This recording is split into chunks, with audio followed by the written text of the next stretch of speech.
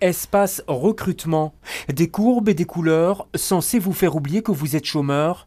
Les habitués des bureaux d'Actiris se souviendront encore longtemps de cet immeuble imposant de 19 000 mètres carrés, presque en face de la bourse. Mais Actiris est allé nicher sur la petite ceinture.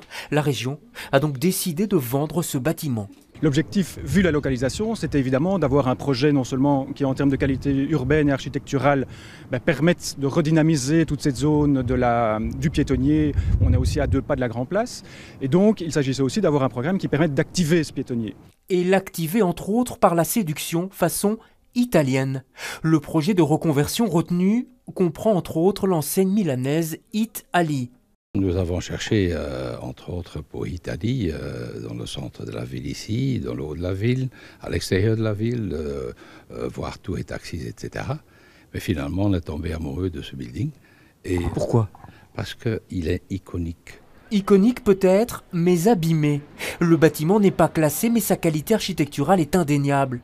L'architecte qui travaille pour le consortium qui l'a racheté veut lui redonner une nouvelle jeunesse. La verticalité dans ce bâtiment a été très importante. Aussi l'idée des corniches qui est là. Et surtout pour le bâtiment qui a changé, c'est l'idée d'avoir des toits avec des grandes terrasses dessus. C'est des lucarnes qu'on a, comme on a dans les grandes villes comme Paris et Berlin. On a sur les toits des architectures qui sont très importantes.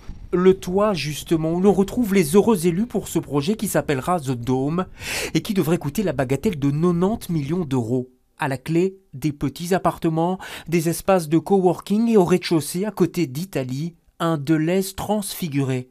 Si tout s'enchaîne bien, les travaux devraient commencer d'ici 3 ans.